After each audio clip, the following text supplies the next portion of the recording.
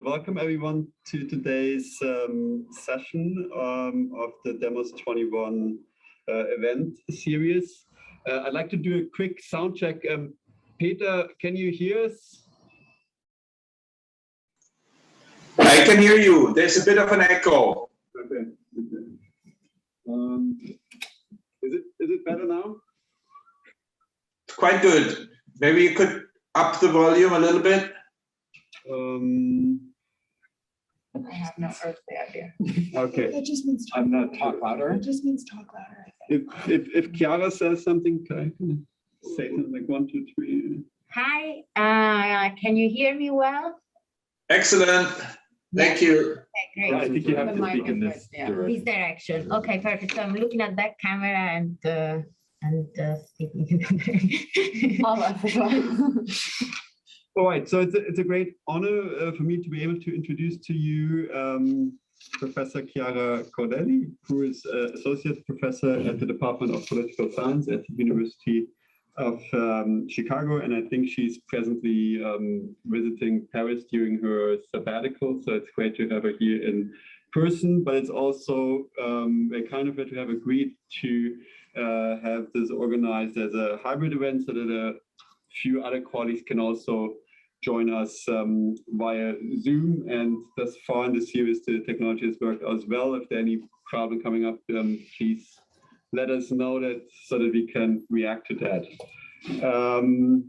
Chiara Cordelli works on social and political philosophy with special focus on questions of distributive justice, political legitimacy, and the private-public distinction, which is of course very central to the chapter of the book we'll be discussing today.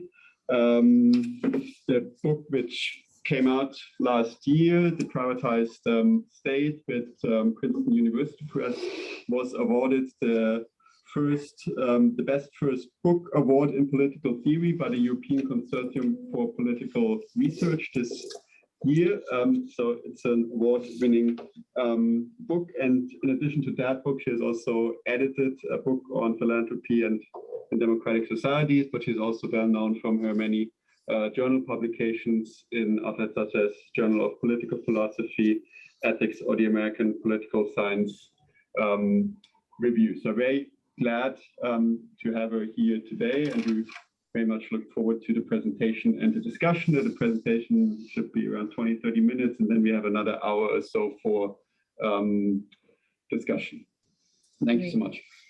So thank you, Julian, for this very kind introduction, and to Stephen and Julian for inviting me here. It's a true pleasure to be able to talk about my book. Today, I will not provide a general overview of the book, but I'd rather focus on one particular chapter. But I will be happy to answer broader questions about the book if someone asks them in the Q&A. So, in recent years, governments have engaged in the extensive systematic outsourcing of putatively public functions to private actors. Example of privatized functions go from healthcare welfare benefits provision to financial regulation to prison management and even military operations. Of course, what constitutes a public function is very contested, and I provide some sort of answer in the book, but for the purpose of this talk, I will assume that at least up to a threshold, government has the primary responsibility to ensure the provision of these functions. Here are just a few examples. Here is the US. After a pretty radical increase of private prison between 1980s and 2000, there has been another 56% between 2001 and 2015. Here is the US forces and contractor in Iraq. So we see the red are contractors. At some point, private forces even are higher in number than actually military officials.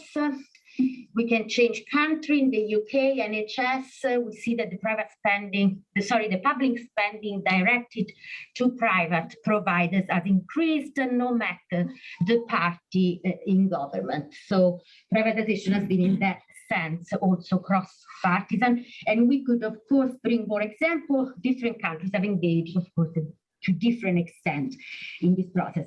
But I want to highlight that privatization, so understood, is just one facet, but a significant one of a broader process of transformation of the mode of governing itself. For one, horizontal contracts between governments and private actors have progressively replaced vertical mandates as the instrument, as one of instrument of governance, to the point that some have argued that the modern state that is often ideally characterized as structured around a Weberian bureaucratic administrative apparatus is nowadays better understood as a contracting state. Second, privatization is part of the rise of what Susan Mettler has called the submerged state. So rather than smaller governments, we have bigger governments, but the face of which is hidden under myriad private actors. And finally, privatization comes with what law scholar John Michaels calls an increasing marketization of the bureaucracy, with status increasingly replaced by contracts. So the distinctive feature of office holding as progressively replaced by something that look like more standard employment contracts. So in all this way, privatization constitutes what we may be called a significant process of state transformation that I think, ought not to be neglected. So most discussion of privatization, especially in economics, but I think also in philosophy and in the public sphere, have been what we may call outcomes oriented. So what people ask is generally whether, comparatively speaking, public or private actors are more or less efficient or effective at achieving certain outcomes, providing certain services, for example, in an effective way. And even when philosophers move away from outcomes, generally they focus on anti-commodification arguments, argue that privatization is problematic because it changes the social meaning of goods and function, reducing them to mere commodity. Now, I think both perspectives have their merits, but also their important limits. The outcome perspective, I think, is seriously insufficient because, as we will see, there may be problem with privatization even when privatization is the most effective way of achieving certain outcomes. And the anti-commodification perspective is often unpersuasive, not only because privatization need not to involve direct market exchange, but also because I think people can in part retain the ability to value goods in a non-commodified way, even when such goods are allocated through market transactions. So the question that I want to pose is whether there is anything morally wrong with privatization that is independently of outcome and that cannot be reduced to a problem of objectionable commodification. So this is a question for this chapter. And to wit, my thesis is that even if privatizing certain function turns out to be the most desirable way of achieving certain outcomes, there would still be strong reason of legitimacy to limit the extent of privatization. And here, legitimacy, I take it, entails having something like the moral right or the standing to impose certain decisions on others. And in this respect is very different from another important value such as justice. So it might be that, say, you have a requirement of justice to repay your debts, but that doesn't mean that I have the legitimate standing to make you repay your debts or to tell you how you ought to do so. So we should separate question of justice from question of legitimacy. So in what sense does privatization, as I defined it, create a problem of legitimacy? Because private actors are democratically authorized and they can be subject to impact regulation. So it's not clear why that should generate any problem of legitimacy at all. And I think to answer this question, it's first important to keep in mind that the power that private actors come to exercise within privatized system of governance are not simply executive power, that is power to execute exactly predefined functions, but often entail and involve the power to develop, to some extent discretionally and autonomously, new rules that either define the scope of individuals' entitlement of justice or establish restrictions on their freedom. And this is not only the case, of course, most obviously, of the privatization of regulation or adjudicatory functions, but also more mundane cases of privatization. So, for example, in the case of prisons, legal scholars have shown that it's often the prison personnel, not the legislator or the courts, that ultimately determine the rules according to which punishment is inflicted on inmates. And similarly, in the case of welfare provision, as scholars of street-level bureaucracy have shown since the 1980s, it is often still street-level providers that develop new allocative policies through categorization that ultimately determine who can claim an entitlement to what. So in this way, private actors come to exercise what we may call a quasi-legislative kind of power. And of course, bureaucratic public agents exercise also this kind of power. The question is whether one kind of agent is more capable of meeting certain conditions than others. So the question then becomes, do private actors have the appropriate standing to exercise this kind of power in a democratically legitimate way? Now, for reasons that I will explain in a minute, I think in order for any agent, whether public or private, to exercise quasi-legislative forms of discretion legitimately, it is not sufficient that the agent meets an authorization condition, that is, that the agent is validly, not simply de facto, authorized by a democratic government to exercise that function or power, but it must also be the case that the exercise of power in question happens in a representative capacity. So the agent must exercise that power in the name of government and indirectly of the people a democratic government is meant to represent. Now, if this is correct, in order to assess whether private actors can exercise the kind of discretion they exercise legitimately, we must ask not only whether they can be validly authorized to do so, which is one question I addressed in the previous chapter, but whether they can exercise that power in a representative way. And so it's on this question and this question alone, then I'm going to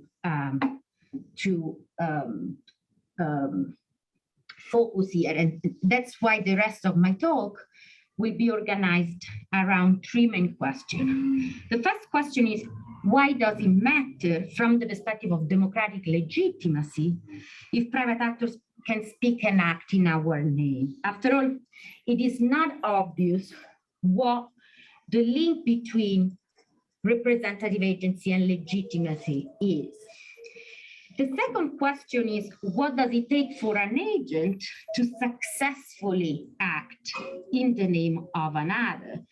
That is, to act as a representative agent of another. This is the sort of core philosophical question of the chapter.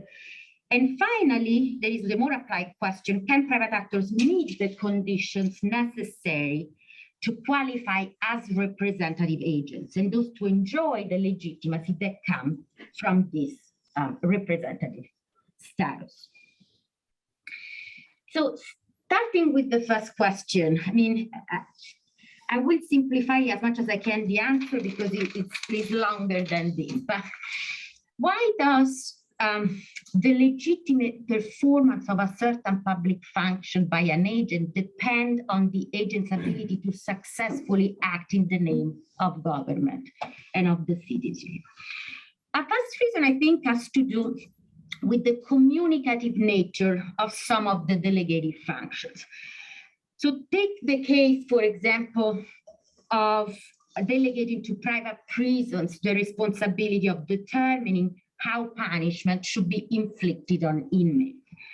Now, if punishment, as it is often argued, consists in the means through which a political community communicates condemnation for public wrongs, then we cannot have punishment unless the agent performing acts of punishment can act in the name of the political community as a whole. Because the communication would simply not be conceptually possible if the agent performing punishment cannot act in the name of the political community.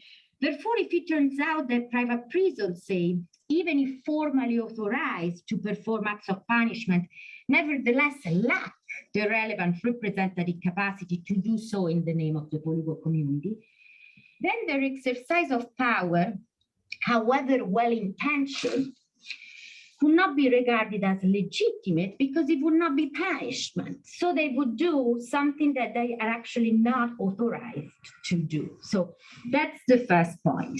The second reason has to do instead with the, or we may call the agential nature of justice claims. So I take it that, of course, there is controversy among philosophers, but that justice does not simply require that a certain state of affairs be achieved, no matter how or by whom, but rather justice as a reciprocal and agential structure, in the sense it requires that certain duties be discharged either directly by the agents that owe those duties or in their name.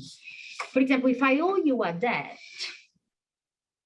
or an apology, your claim is not fulfilled if you just receive the same amount of money by someone else. It is me or someone acting in my name that has to repay the debt for the duty itself to be discharged. So if this is how we should understand the structure of justice, then we should think, I think, of a democratic government as the agent entrusted by its citizens to both determine and fulfill citizens' duties of justice in their name. And if that's correct, it follows that the failure of government and government agents to both determine and discharge these duties in the name of all is a failure of legitimacy because it violates the terms of democratic entrustment as properly understood. So this is the reason why I think representative capacity is really a constitutive element of the legitimate exercise of power, and especially, again, that power that assumes a certain kind of quasi-legitimate form. So hopefully I've been successful so far, because now we move to the second point, right? Assuming that's true, what does it mean then to act in the name of another? What does it mean to represent another in a successful way? Now, this is a very old question in political philosophy. But here, I take it that one dominant view is what I call the mandate view. So this view says that in order for an agent to act as a successful representative of another, it's sufficient that the agent be validly authorized to perform a certain function, and that it does that within the bounds, it does act within the bounds of the authorized mandate. So according to this view, importantly, the internal disposition of an office holder are irrelevant as to whether the office holder acts as a successful representative. What matters is simply the external conduct of the office holder. If the office holder does what is authorized to do, that's it. It's a question of external conduct. Now, however influential, I think this view is mistaken. And here we go into a little bit analytic, philosopher example. So consider this stylized example, right? Corruption. So imagine that some lawmakers are under an electoral mandate to pass a law that will result in 1,000 new job placements. But none of the lawmakers takes themselves to have reasons to pass the law. However, a group of wealthy donors promise the lawmakers future benefits in exchange for passing a law the content of which happens to be identical to the one demanded by the people's original mandate. In response to the donor request, the lawmakers passed the law, which they would not have otherwise passed, and the law successfully resulted in 1,000 new job placements. And after the law is passed, it happens that the donors change their minds, and so the lawmakers do not actually receive a payment of a bribe. So it is actually not factual corruption. Now, I take it that although the lawmakers' external conduct falls within the bounds of the authorized mandate, there is an important sense in which what they do is not done in the name of the people. It is done in the name of the donors. And this is because it is not in virtue of being the holder of their democratically granted authority that the lawmakers act. After all, the lawmaker conduct falls within the mandate only accidentally as a matter of coincidence, not intentionally. So in order to overcome this sort of problem, a philosopher, Jennifer Lackey, has recently argued that an agent, in order to act as a representative of another, must intentionally aims to reflect the view that the principal intends for the representative agent to reflect on his behalf. So here representation requires the appropriate mental states and appropriate intention, not simply acting within a certain mandate. And before telling you why I think, however, I would like to, because I realized I didn't take the time, how much time do I have, more or less? At least 10 minutes. About 25 minutes. 10 minutes, okay. Yeah. So what's the problem, however, with this, I think, view of representation?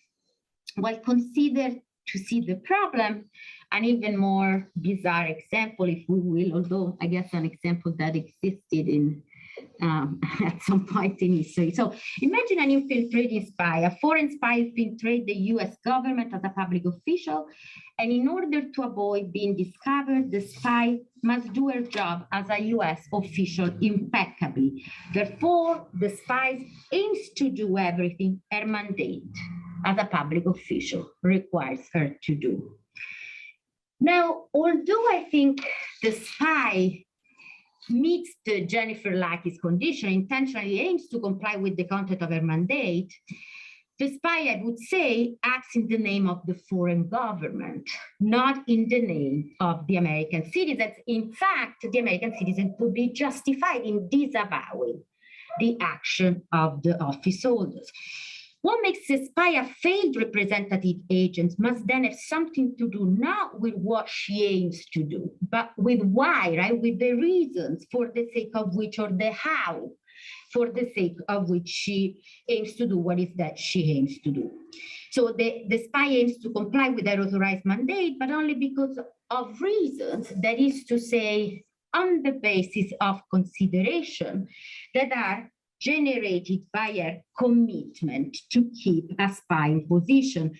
And one may then argue that the spy fails to act in virtue of her mandate, and those as a successful representative agency, perhaps because she acts for reasons that are not the same reasons for the sake of which she enjoys the authority that the office holder enjoys.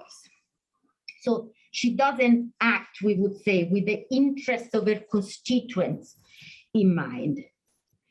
But I think that, however appealing, there is a problem with this explanation.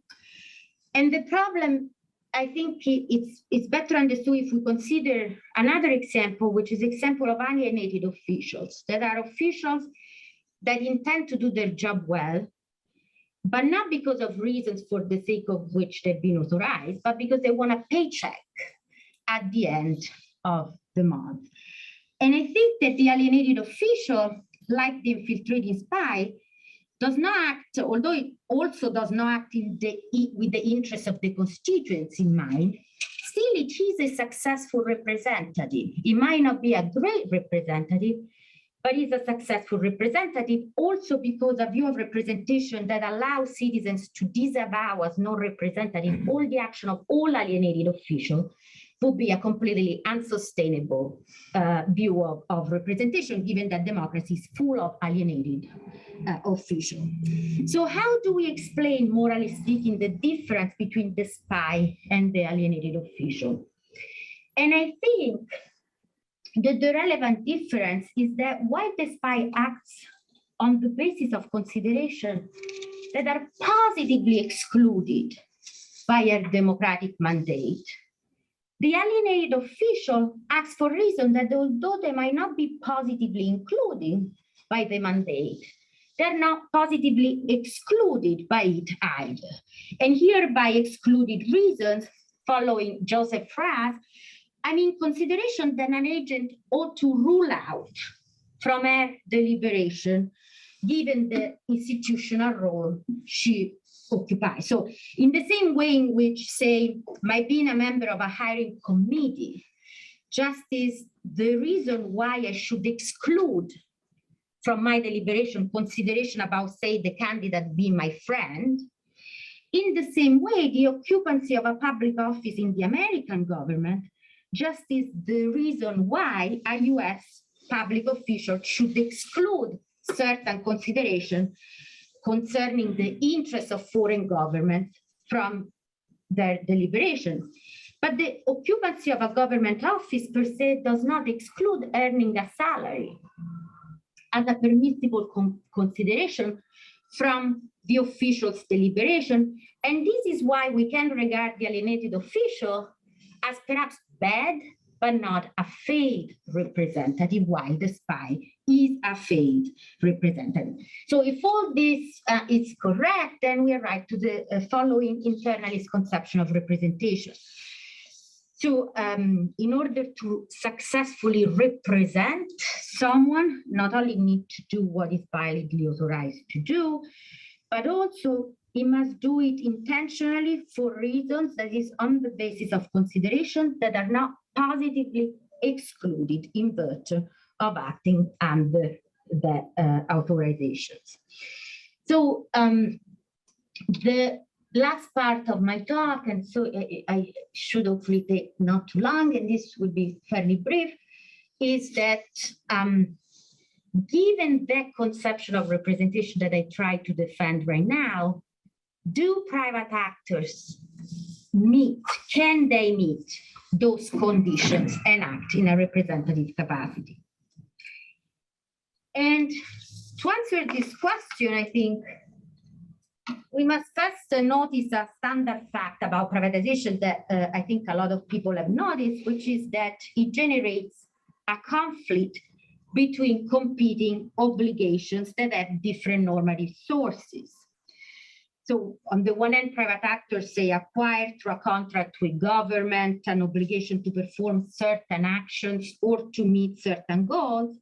But on the other hand, however, they also have an independent existence with independent obligations, whether it's to pursue charitable goals in the case of no profits, or to meet certain obligations towards shareholders in the case of for-profit. Now, to see how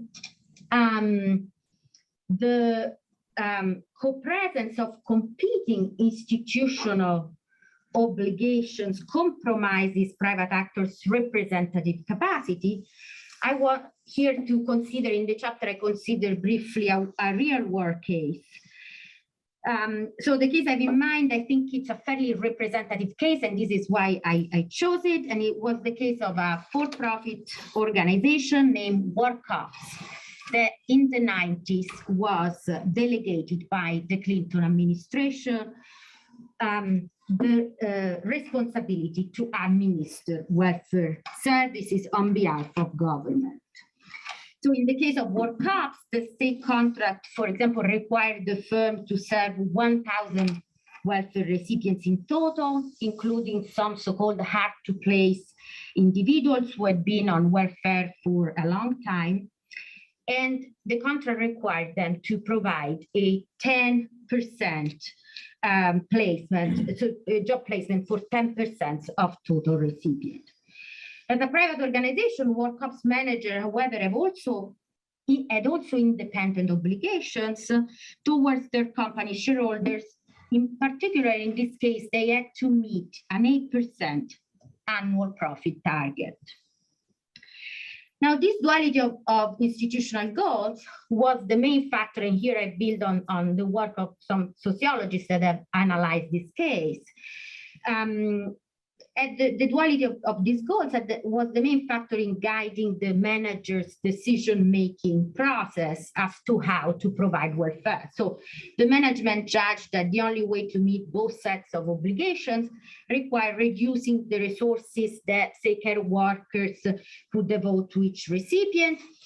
And although as a result of these strategies, almost none, not surprisingly, of the hard-to-place individuals found a job, World Cup successfully fulfilled both sets of obligation. It served 10% of overall recipients and also met the company's 8% profit target. Now, I think that this case have often been analyzed, and rightly so, about the treatment of welfare recipients and how demeaning that is. And that, of course, is a very important concern. But for my chapter, the relevant question is a different one, which is, do World Cup's manager make this decision they make in a representative capacity? And I think one might think that the World Cup's manager did what most of us would do and what morality requires that we do. They tried to balance as best as they could completing obligating reasons. But the problem, however, is that balancing competing reasons is not always appropriate. And indeed, as I've already explained earlier, sometimes the occupancy of an institutional role often justifies the reasons why certain considerations lose the status of valid reasons for action in the context of their role. And importantly, right, the fact that the occupancy of institutional roles has the normative power to deprive certain considerations of the status of valid reasons for action also explain why an agent representative capacity can be undermined, it can fail as a result of the kind of consideration an agent intentionally acts on. And this is because, as we saw in the case of the spy, we cannot represent someone if we act for reasons that are invalid from the perspective of the agent we represent. So what is the problem with the World Cups and the manager then? Well, the problem, in my view, is that by acting on the basis of their commitment to achieve their company's private goal, in this case, meeting an 8% target, but it could have been a philanthropic goal. And by taking this goal as a reason for adopting one interpretation of their contractual mandate as opposed to another, the manager acts on the basis of consideration that lack the status of valid reasons for action from the perspective of their institutional role as presumptive government agents. And this is because the occupancy of a governmental role just is the reason for the sake of which private organizational goals lose their status as valid considerations for action in the context of exercising their role. So insofar as the manager acts on the basis of associational consideration, something that, however, given their position, they cannot but doing, they act in some relevant normative respects as the infiltrating spy. And so they act ultimately for the same reason as failed representative rather than simply bad representative. So I should probably leave the objection aside and maybe simply state, in this of probably lack of time, my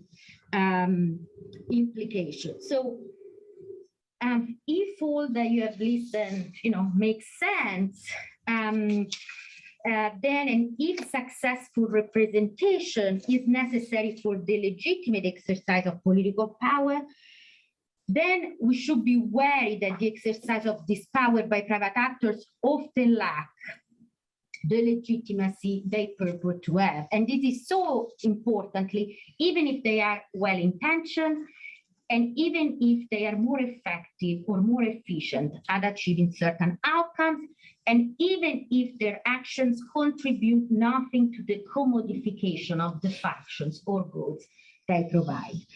And second, the only way in which this problem, I think, can be overcome is by establishing a mode of governing where the obligated reasons are not so prone to conflict. And so this is an argument ultimately for radicalizing the division of labor between government agents and private sector agents, because it's only by avoiding the mixing of institutional obligations and roles that you can avoid this failure of representation and this problem of legitimacy.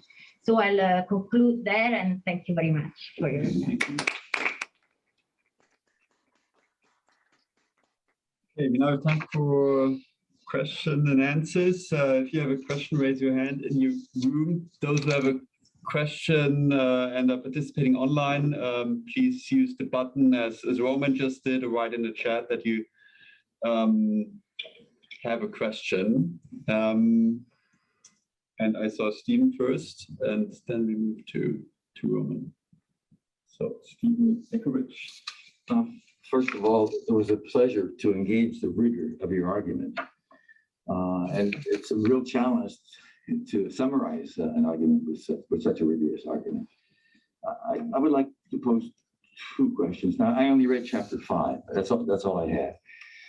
Do all of your criteria for agency apply to any other type of regime? I know that you mentioned in chapter 5 that you make an argument, the Kantian argument, for linking your criteria of agency to a democracy. But could we not, or could you link these criteria of agency to another regime type, an authoritarian government, a monarchy, etc.? The other is, since you see, I mean, you're referring to Kant. Am I wrong to think that your argument tends to vacillate between a kind of Kantian deontological morality that looks at intention or pure will to find legitimacy or even justice, and now and then to go to a consequentialist argument, which you make in your conclusion here? I found it very interesting, by the way. One of the arguments in your conclusion was really a consequentialist argument, that indeed, if you're going to make the argument that privatization is less expensive, in fact, an empirical study showing the consequences of that may even prove that it's not less expensive, that it's more expensive if you put into the equation the monitoring expenses of that. And I have another question, but I'll wait about the spy metaphor, being that I'm a former spy. I want to come back and answer. Well, that's fine. I mean, thank you so much for the question and for engaging with the chapter. And I'm glad that there is a spy in the room. So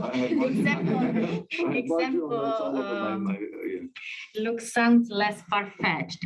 So on the criteria for agency, let me say that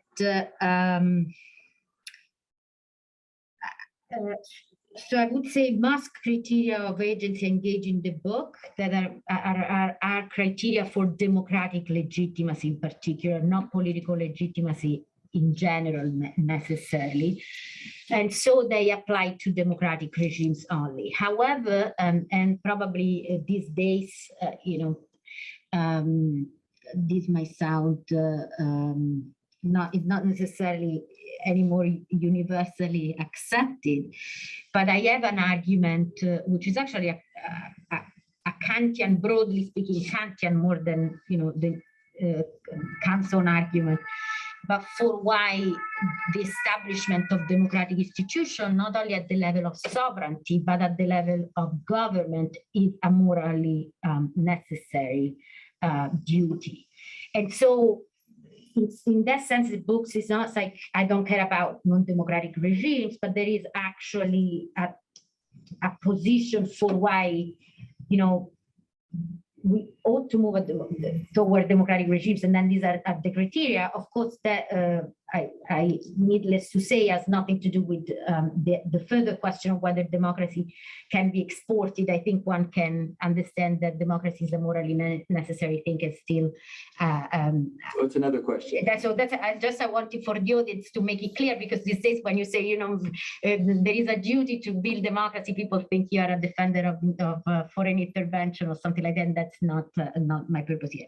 So in that sense, the criteria of agency. This being said, the criteria are valid authorization.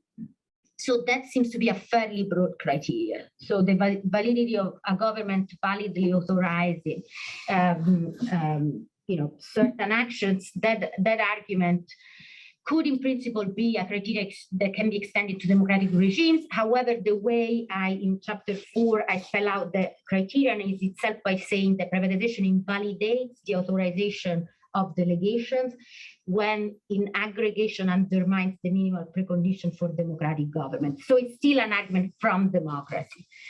So I guess the answer is really not. So on the Kantian intention theology, that's not really the Kant I have in mind here, which is more Kant's political philosophy. And actually, in the book, there was for me an important tension that needed to be solved between the fact that the one chapter argued the state is morally necessary, and in particular the democratic state, even if we assume that everyone had great intention in the state of nature, because to be dependent on people's good intention would be not good enough in terms of avoiding domination and other problems. And then, however, at some point, especially in the chapter of representation, intentions come back. And here it seems that actually we are dependent on the good intention of the office holders. And so one I think might criticize me in saying, well, then are you not dominated again, in the sense you're at the end dependent on whether an office holder has the appropriate mental states or not. And to that question, I have an answer that argues that we are not really dependent as citizens on the good intention of the office holders, but on the bureaucratic ethos. The bureaucratic ethos is an institutional feature, is not a. So it's not the sort of intention, the Kant that I have in mind, not the moral Kant, but more the political Kant. And the consequentialist argument, there was more a concession toward people who think, privatization is just a matter of achieving certain consequences. And not only I think the empirical evidence is not in their favor, but even if the empirical evidence was in their favor, I think this non-consequentialist argument should have some priority. But the crux, it seems to me that the crux of your reasoning, yeah, and this is what you say yourself, is that you're making a reasoning on intention, and an intentionalist argument, which is at the center. It seems to me it's the central point of your argument, which seems to me eminently Kantian. That it's the will, it's the intent that counts, for example. And this you bring out in several examples, but let's take the spy example. What if the agent is an agent for the American government and is a traitor? Is that a bad agent or a failed agent in your reasoning? The spy. The American and the American spy service, intelligence. It's a failed. Is a traitor. Communicates, let's say, to the KGB. You use the example of KGB. It communicates to the KGB top secret information. Is that agent, in your reasoning, a failed agent or a bad agent? So that's a failed agent, but for a more direct reason. I think that would simply just break the terms of authorization. So the consequence is the same if it were the KGB agent. So I think the mandate view of representation will be able to capture that failure very easily, because the agent simply breaks the mandate. The reason why I make the case of the infiltrated spy that actually said, for at least a long period of time abides to the duties very closely, is because that case, I think, cannot be explained through the mandate view. But I think on the case you are in the case you are mentioning, both the mandating view and what I here called the internalist view would converge on saying that that's failure of representation, I think. So the traitor is a failed agent or a bad, that's what you're saying. It seems to me that I goes think it's against a your argument. failed It's a bad agent because even though this spy, the American spy, is carrying out the mandate, he's giving up the secrets and has failed. Is not representing as his mandate as the American government would expect him to. Whereas the So it's KGB failed, agent, right, as she says, right, it's failed. I got you. Okay. Yeah. So let me give you this. Help We have a few others. Okay. I would like to switch to the online participants now, and I think Roman had a question. Yeah, Roman. Hi, everyone. Hi, Chiara. Thank you so much for this great talk. I'm very happy that it worked out to have this presentation. I'm very sorry I can't be there in person. I have a question, I guess. I'm very interested in, through my own work, in the question of, through the privatization of schools, in the question of the difference between substance, I guess, and procedure in privatization. So, I'm not sure how to frame this question in the best way, but so one problem in privatization seems to be the question of supervision. That is a procedural, maybe, or institutional question. So the challenge is that if the state washes its hands from providing public education or from fighting wars, it gives too much substantive discretion to the private actors and doesn't supervise them. But there are two issues there. One is possibly the disagreement over substance, as you mentioned in this chapter in the case of private schools. There is a substantive disagreement problem there.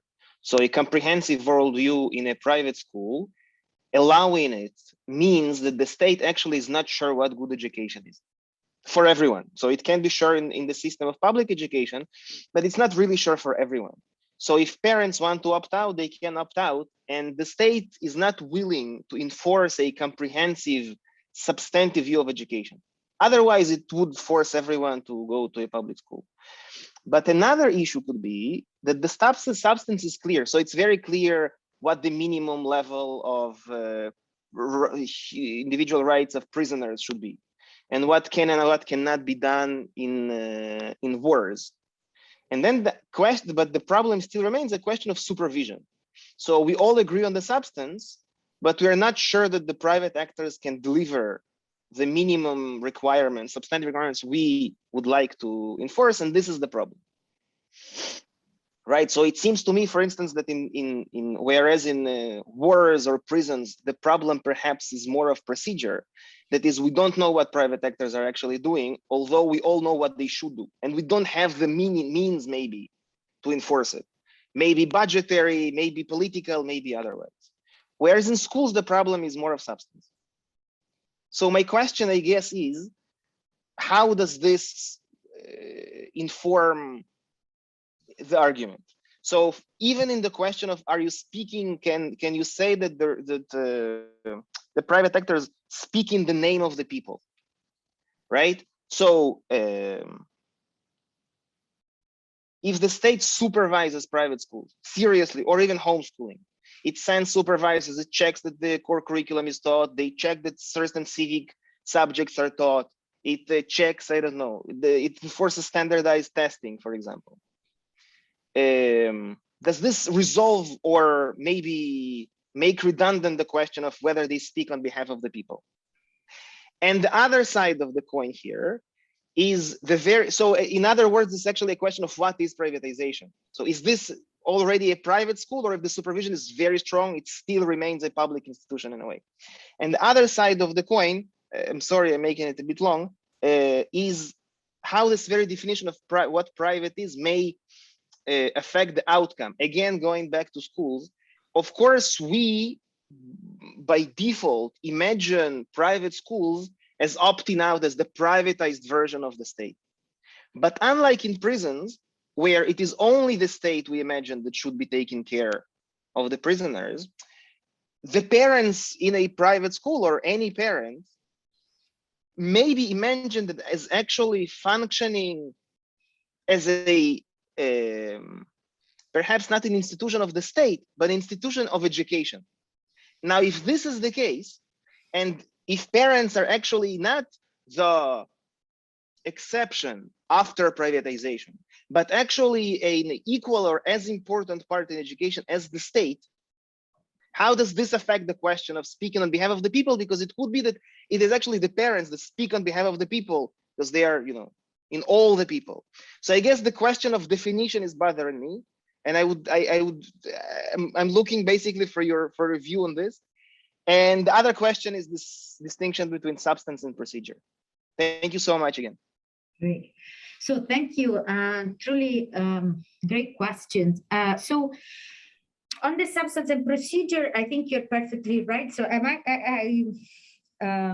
in the book, I don't have a chapter on education, but I was recently writing something which is still in the process about, for example, the choice of homeschooling to avoid, say, decision about vaccination. So that's a perfect.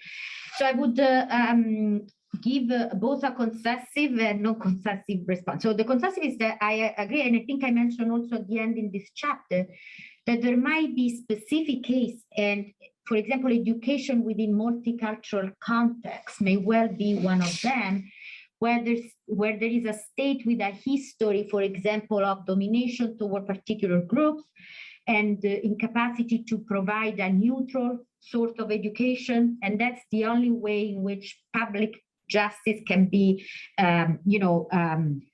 achieved is through a provision of the diversified kind of education. I think cases, because of what you meant, partly of the reasons that you have already mentioned, education is a particular case. Because some people may think that this reasoning then, can be extended to many other goods, but I think education in this sense is a particular case. And so in that case, the appeal to the particular goals of the organization would not count any longer as an excluded reason, but will count as included reason, because it's the very idea of public justice that demands pluralism. So in that sense, I would agree with you. This being said, on the case of vaccine, I think there are limits, and we need an account of the kinds of disagreements that are permissibly privatizable. In the sense that it seems to me, for example, disagreements about the vaccine have all the feature of they can be resolved through external standard, they're subject to reasonable disagreement, they meet a series of conditions such that the disagreement, even if reasonable, has to be democratically solved. At that point, privatizing education to privatize the solution of the disagreement, I think it is wrong. That's not a justification that could ever justify privatization, because because of the feature of the disagreement that should be resolved publicly, whatever the substantive outcome. So on supervision, so I don't know here exactly how I understand the question, because I think there are many ways, but one way in which I understand it, it's like, but if you can supervise and reduce discretion, and we all agree on the substantive answer. And so the problem with prison is just put the state in there, make sure that the guards do whatever is there to do, and the problem is solved. Then it's a question of supervision is different. So that question, I address it in the book, and I think I have both a empirical and normative answer. So empirically, it's just impossible in the sense, at least I think here there is quite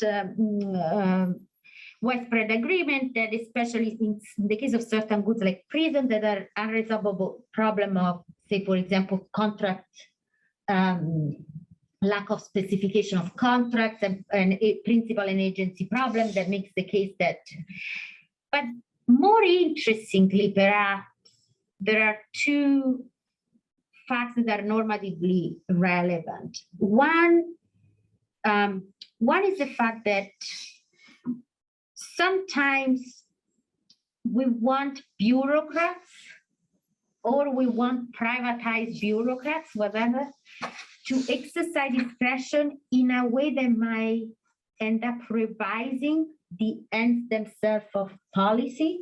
So Henry Richardson has a great book on this to say practical intelligence in administration requires that the bureaucrats actually, given the local experience, and in the end, the process revise the end of policies. But if that's the case, to check that the exercise of discretion is compliant with the original end of policy may not be a good way to secure legitimacy. So you need other ways.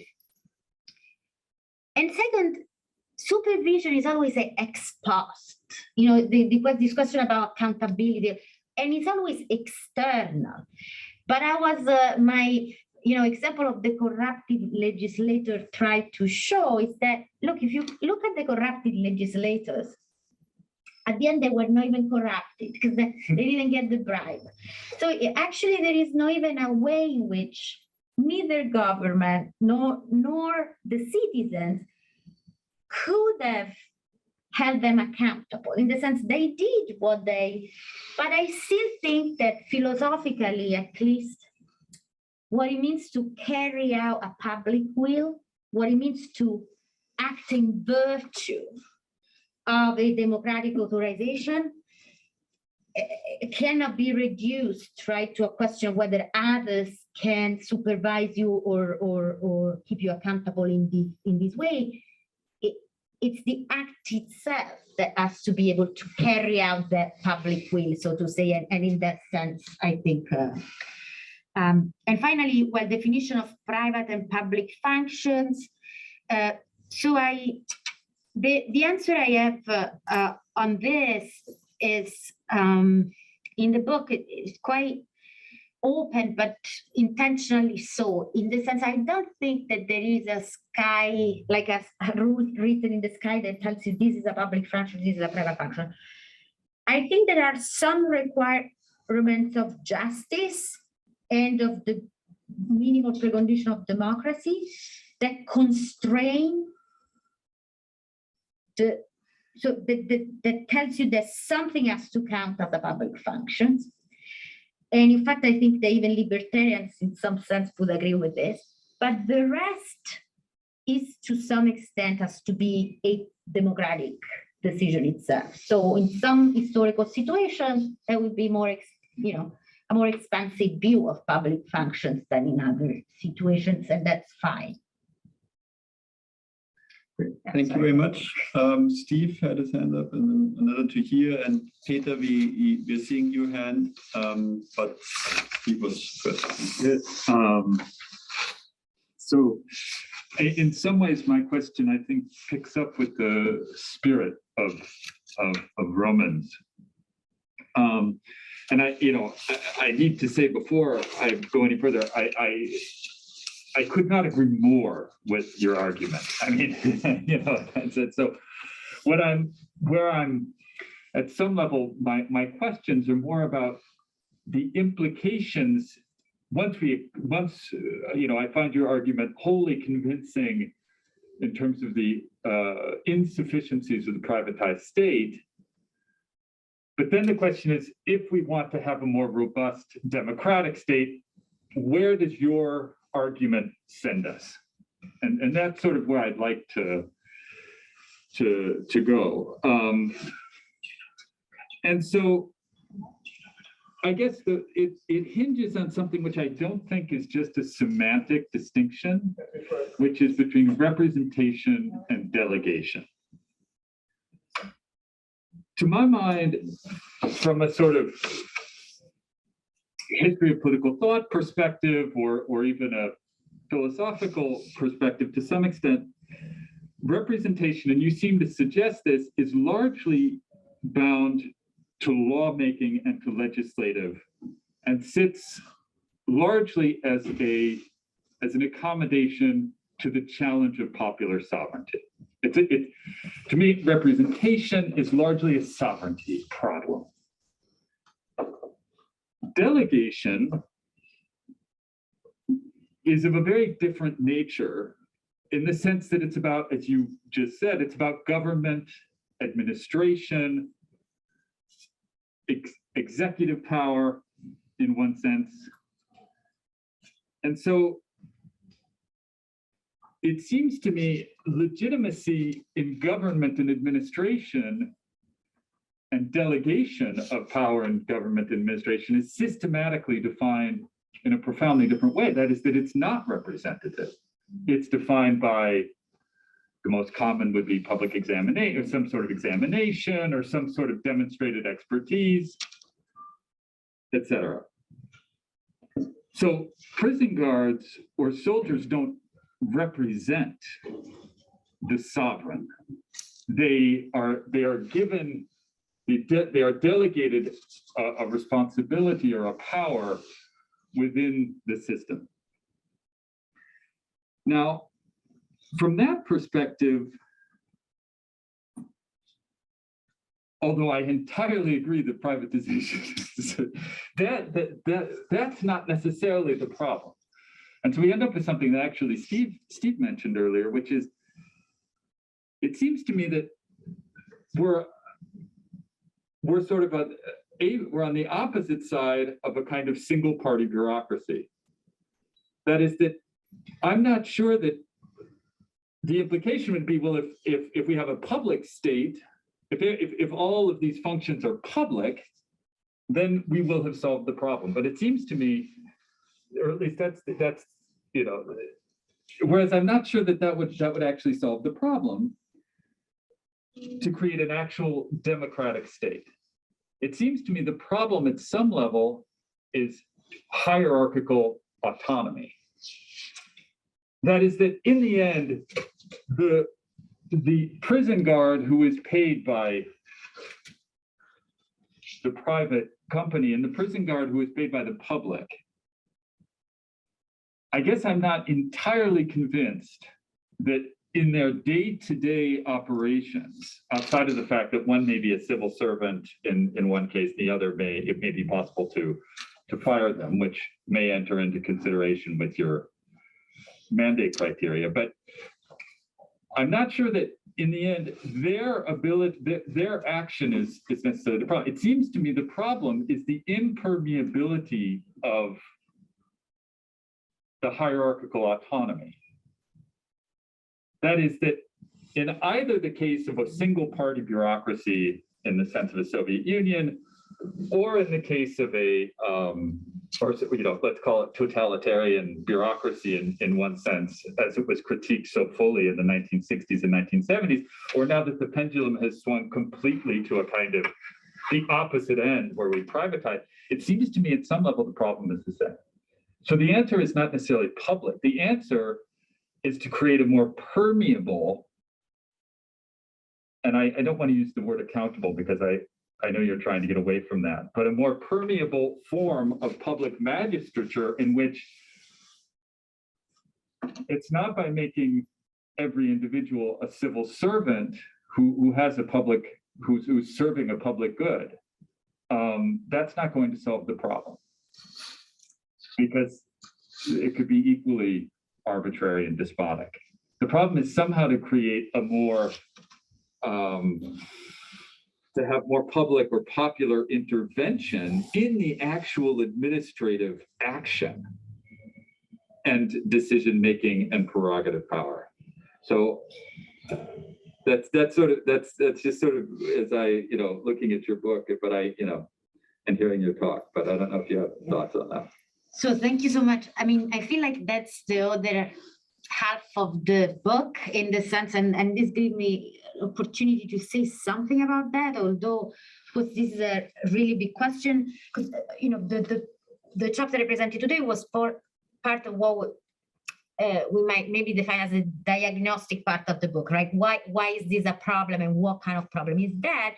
And then I tried to build on that diagnosis to defend a more democratic model of public administration. And I think, going toward your very last words, that precisely, I think, what I defend. So in very practical ways, the proposal is a form of co-determination applied to public administration. So for a series of reasons, I argue that a legitimate system of public administration should have different forms of democratic participation and control at different levels. The final one of which is a form of co-determination from below, where citizen juries should be included in the final assessment of the discretionarily made bureaucratic rules. The civil servants are special in terms of certain kind of competencies and expertise, and understanding of expertise that cannot be reduced to technocratic expertise, but that includes a part of technocratic expertise. So in that sense, I'm not where Marx, maybe Rousseau, like I believe in a universal class with a certain ethos, but an ethos and an expertise understood in a broader sense but at the same time, because of the argument that we'll get to a point, in a certain way, in the contemporary state, the administrators are not just administrators and delegates, but they're also partly legislators. And so they are subject to thicker democratic demands, and that's in part why co-determination includes the citizens themselves with a final veto power to veto forms of regulations that neglect important interests that have been voiced during the process of public hearings and during the administrative process. So there is it's really a sort of, if you will, a sort of, but not because of a compromise. I try to show how the idea of legitimacy requires that, but if you will, you could see it as a compromise between, a sort of Kantian Hegelian pole and Marx. But again, not for the mere sake of compromise politically. So to answer your first question, then, and this might be to some extent, that's why the book starts with this empirical idea of privatization as a process through which the very more, the way the state and the organization has changed, because one way was, well, the traditional political theory, delegations, government, sovereignty, representation, and vertical modes of accountabilities, and we don't need even to wonder about administrative discretion because its legitimacy entirely depends through the process of delegation. It's no longer applicable to the sort of contemporary modern state. And if that's true, you cannot simply have the separation of power as a solution of domination, but you need to have actually an aggregation, an intersection of powers, and think about modes of accountability and legitimacy that can apply to actors that exercise in some sense hybrid, right? Executives, so that's legislative, and that's why, in that sense, I would not conceptually, but I think practically maybe resist such a strong divide between those sort of poles of representation and administration. And so the bureaucracy itself has to become more representative. So that's okay. I see. Because of the kind of powers that it exercises, and because the fact that the separation of powers is no longer. I mean, it doesn't have to be necessarily historical claim, but it's a model of state that.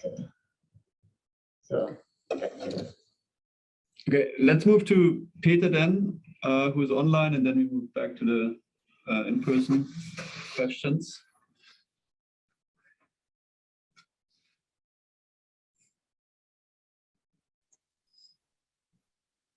Right. My question is directly related to Steve's and Roman's, and I think what everybody raised was the question of supervision, which we just addressed. Because for me, with public administration, the public role, I think the real tension is the public official is political too, right? And the democratic representation comes into tension once the government changes and the public official is still there, appointed from a previous political representative, but still there when government changes. The conservative teachers under a progressive government, the progressive prison wards under a conservative government, what have you. So I don't think the intention side, legitimacy side, works in that sense, because you always will need to focus on supervision.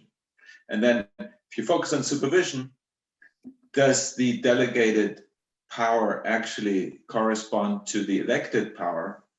I don't see where's the difference between, where's the categorical difference between privatized functions and bureaucratized functions.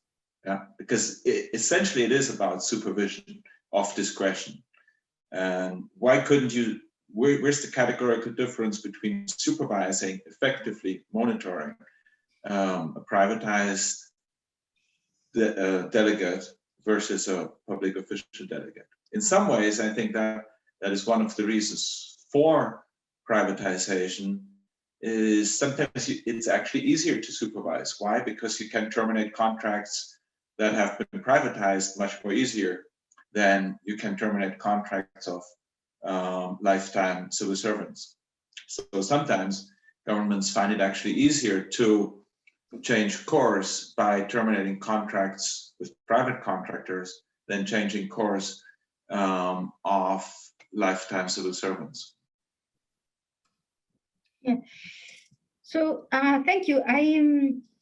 First of all, let me say that in the book, another reason for why I don't go more radical and follow, I think, a tendency these days to think about possible way of abolishing the bureaucracy is not only the question of technical expertise, but also the question of partisan insulation. So I think some level of partisan insulation is another distinctive and important component that would be, difficult to reproduce in a system where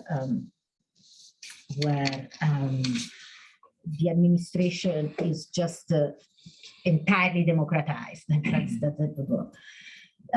being said, I mean, I take your point, but I take it only if you disagree with the argument that I make about the importance of intention. And I agree. I mean, so the view, and I don't see why the partisan insulation and the fact that they should remain even when governments change would be an argument about why intention distinctively matter for the ability of public officials to exercise their power in an appropriate, legitimate way, which includes a condition of representation. Because the argument I make about intention is the argument not that that public officials should be democratic or Republican, so something like that, but that they should avoid exercise their political powers for non-public reasons, for reasons that are excluded by the mandate. And I take it that, say, a religious end of an association or a certain kind of profit end aimed at satisfying obligation towards shareholders of a certain kind, or the pursuits of certain private loyalties, or I don't know, all series of comprehensive associational goals would count as excluded reasons, whether you're conservative or democratic. And so in that sense, my view is that supervision matters, but supervision is insufficient, both for empirical reasons, and then the question is whether it's more difficult to supervise private actors than public actors. and for normative reasons, in the sense that the supervision cannot get necessarily at this internalist requirement of acting for reasons that are public, that are not exclusive by a public mandate. And so that argument, I take it,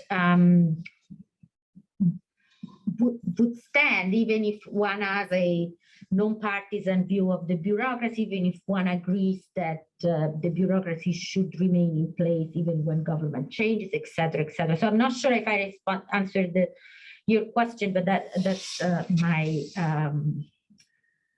that's sort of my view. And so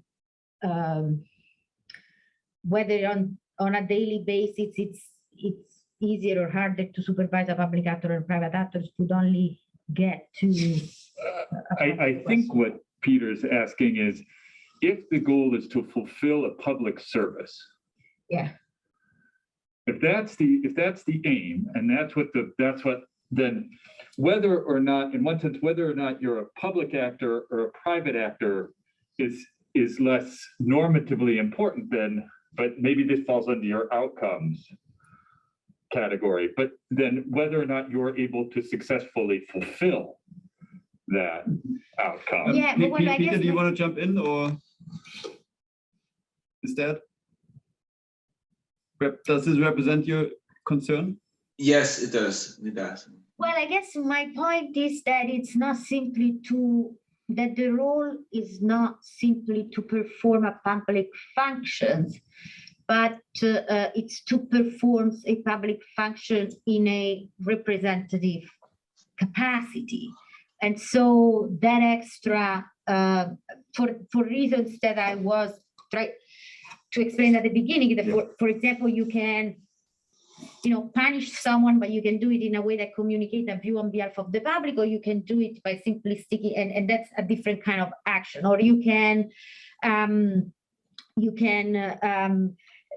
pay someone's debts, but only if you pay them in someone's name, you're actually fulfilling a duty. So if you buy the argument that the role is ultimately not reducible to the achievement of certain results, but those results have to be achieved in a certain way, then, we can agree or disagree, but then the question, I think it becomes this question of process, of are private or public actors equally capable, or have they equal standing to perform this function in that particularly representative mode? So.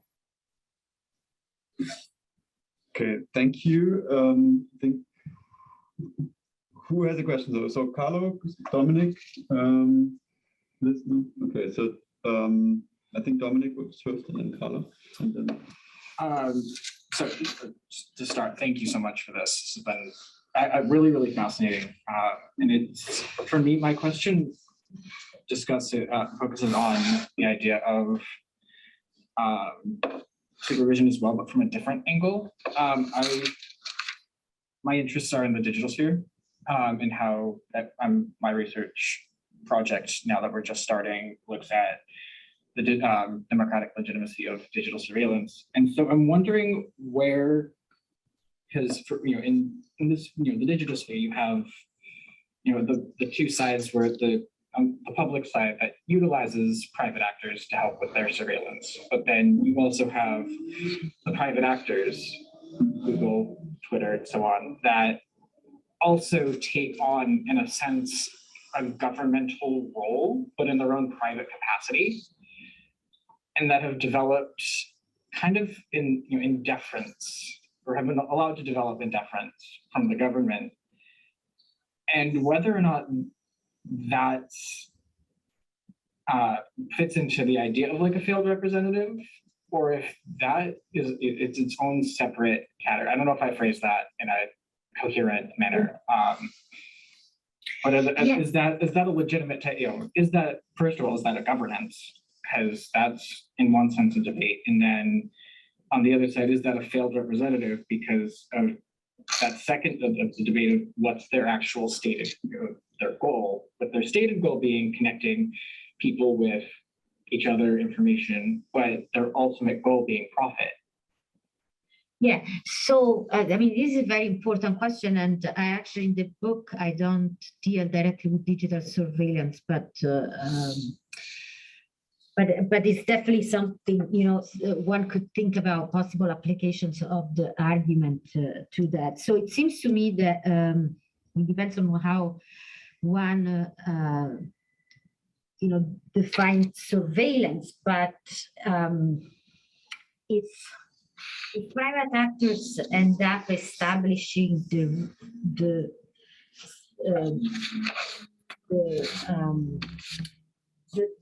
way they exercise surveillance is establishing not only reduces individual sphere of freedom in a direct way, because that we do it, you know, my being here means that you cannot come here, so we reduce sphere of freedom as private actors all the time. But actually, if those actors, you know, exercises power in a way that basically truly regulate what people can or cannot do with their sphere of freedom, or their surveillance imposes threats such that you know, the individual's ability to act in certain ways is changed or modified because now they have to take into account, you know, the threat imposed by a private actor. Those will count, in my view, as relevant freedom undermining kinds of exercises of power that ought to be exercised in a publicly legitimate way. So then the question becomes, do these actors have the appropriate standings to do that? And I would say that they probably don't. First, in this case, unlike other cases like the prisons, these actors are not even, in most cases, democratically directly authorized to perform this. So the authorization condition is absent. And also, depending on the kind of power they exercise, they may also fail to meet this extra condition of, you know, doing it in a way that, you know, that is their decision in some sense reflect or express a public form of judgment. So it depends, it would depend on the kind of power they exercise, and one would need to look at the details of how digital surveillance works. And I don't know all the details, but it seems to me that you know, that again, it's not the most important part is that it would not be a question that can be solved simply by looking at whether they exercise surveillance in a way that makes people happy or unhappy, or that achieves certain outcomes or not, or that they do it for the profit motive or not profit motive in and of itself, but whether they have the standing to perform these kind of functions legitimately. And to answer that question, you would then need to answer all this set of further questions, some of which I tackled today. So yeah, very interesting question.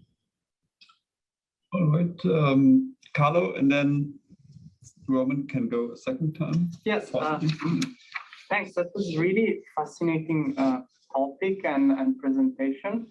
I have a similar question to what Steve asked, but maybe for different reasons. So I was curious why you chose representation as a concept and not simply delegation, because usually I associate representation with a very, very big concept, which even allows going against the immediate wishes of those who are represented, right? When we are thinking about member of parliament, we think of representatives that may go against the interest of the parties that elected or even their voters. And maybe they even, in some cases, ought to do so, right? And for parliaments, for example, we disregard speaking of MPs as delegates, because that would imply that they are always under scrutiny of the voters, of the parties, and they are committed to act always in the way in which the parties and the voters want. But I was wondering, speaking of public function, it seems that we would want to think about it as a kind of delegation rather than representation. So we wouldn't want the private agent to go against the interest of the parliament or of the democratic government. And so I was wondering whether so the use of representation may be a higher bar than necessary, while thinking of it as delegation may imply a stronger public oversight of what they're doing, and maybe to a degree in which you wouldn't consider it privatized anymore. But I was wondering why not going with this lighter notion. Great, thank you. So I think two questions. I think as I understand your question, one is the question about representation and delegation, and the other is if we go for representation,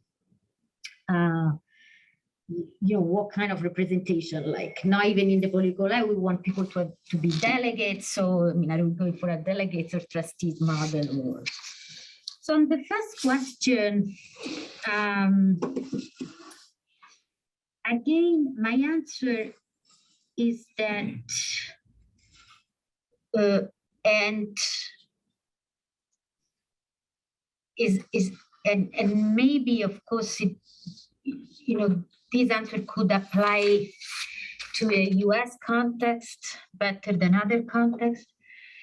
But here, really, the starting point of the book on this point relies on the work of legal scholars and in political philosophy, mostly of Henry Richardson, that have argued for, rethinking the fact that the lawmaking administrative divide had become obsolete because of the kind of substantial discretion and the problem of principal agents problem that had characterized, always bigger and bigger administrative states. And Henry Richardson being also a normative argument for why actually that kind of discretion and autonomy is not only empirically a fact, but desirable on normative. But, and if you agree with all that, then you get to this problem of, in the book, the problem of bureaucratic unilateralism, where you can't simply see that as a form of delegation, because again, of the way in which the process of administration itself may then end up in a revisions of the ends of policies that justified the delegation to begin with, and then you have, a form of autonomy, question about the vagueness of mandate. So it's always unclear where the delegation exercise really falls within the mandate or not, et cetera, et cetera. So starting from that, again, partly empirical, partly normative picture of the relationship between legislature and the administrative apparatus, which again, it could apply perhaps better to, I have to say the literature I use is mostly, American one. Then there is this question of thinking about the hybridization of the two power, and why that's why the idea of representation in part extends to that, and why in the final middle chapter of the middle part of the book, I argue for why the exercise of legislative administrative power ought to be regarded as a sort of cooperative intentional activity, where the legislator responds to the reasons of the administrator responds to, and so it's a cooperative enterprise, like along the practice that philosophers always mention, dancing a tango, right? Things that can only be done together in a strong sense. That's why the process of lawmaking should be understood, where the participants are the public, the administration, and the legislator. So that's the picture, and that's why. But this being said, I want to make clear that that doesn't mean that all the demands or the specific content of the model of representation for lawmakers should be exactly the same as the one for representatives. So in theory, not even what I said could be that you could have a more trustee model for one form of representation and a more delegate model for another form. But what I would say is that the argument I defend in today's chapter, it actually seems to me comes before the trustee delegates distinction. I say nothing about what would it mean to be a good representative, you know, what kind of, for example, what kind of closeness to the people's actual expressed will you should have, whether you should just act on people's preference or whether the people can just say, my will is that you do whatever you want or something like that. Could be still a way. So that question comes later. For me, it's a question, whatever the content of your mandate is, which could be a mandate as a trustee or a mandate as a delegate, to act in virtue of that mandate means not to act in virtue of certain considerations. And that is where the distinction between the public and the private becomes salient. So in that sense, I'm open to, you know, different substantive ways of specifying the actual demands of representation, if it makes sense.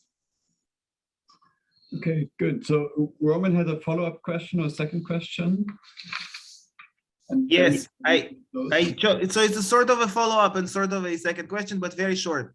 So Chiara, I wonder if, just to take 3 examples, and I wonder if you would define these examples, these institutions, as public or private, and to what extent they qualify, or to what extent they suffer from a representation problem. First is a school in a non-multicultural environment that is being 100% paid by the state, sponsored by the state, but where the state does not control the curriculum at all. So all the money comes from the state, but the curriculum is up to the whomever there, teachers, parents, other ways. Second example is a publicly traded company where everyone, including the state, can buy stocks, that runs a prison. Sorry, can you please repeat the second example? Yes, publicly traded company, so everyone can buy stocks in the company, including the state, that runs a prison. So a prison that is run by a publicly traded company, not by a government company, but a publicly traded company. And the third example is a private military organization where the head of whatever, the head of every unit is an army officer. So the head of, I don't know, from certain ranking and up, it's government officers, but the soldiers are private recruits. Thank you. It's the lightning round. Great. So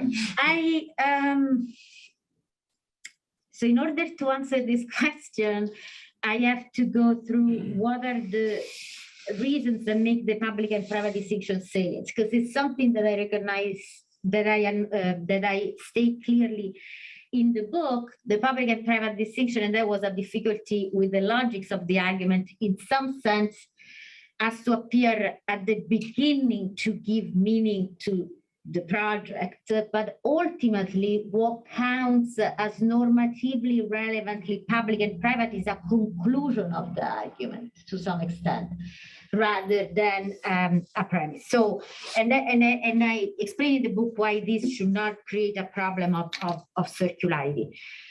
So one important thing about being private, how we should think about private is in antithesis to what we may think about distinctive features of a public office. So duty of stewardship, you have no discretionary private property that you can spend as you wish according to your private purposes. Your property, you might have property and control over resources, but that's bound by a duty of stewardship or loyalty to be spent only for public purposes alone. So in the case of the publicly traded companies, run a prisons, but if they can use the resources to pursue their extra profit goals, I mean, it depends on how, and the same for the private military organizations, that it's something that would put them in the private spectrum. Second feature is free purposiveness. Does the organization exist to pursue a comprehensive goal? Is that the reasons for the existence of the organization? Or is the organization the product of an act of public entrustment, such that it exists exclusively for the pursuits of private goals? That seems to me extremely relevant because for these issues of representation, for example, because of course, if you have an independent existence, then, and this makes me think about whether the school can be regarded as public, because sure it's publicly funded, but it's not a multicultural society. So if the school has discretion in, I'm going to pursue a religious curriculum, I'm going to pursue a curriculum infused of a certain kind of political ideology or comprehensive, not discussed democratically, it seems to me that this is independent of association with private pursuits. There is no public goal, according to your example, of multiculturalism to think that it reflects a rationale of that kind. And so I think these two are, and then whether the duties of the employer are just derived from contract.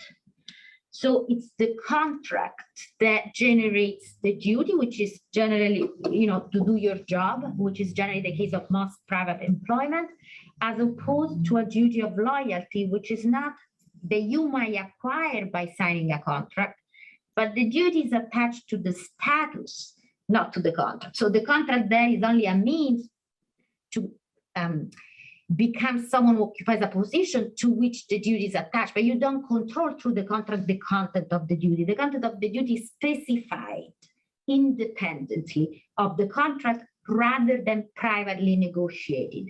So these three are, I think, among the most salient normative features that differentiate public and private actors. And I'm perfectly okay with saying that you can have a scale of more or less public and private actors depending on how they fit within this continuum, and so that's the view.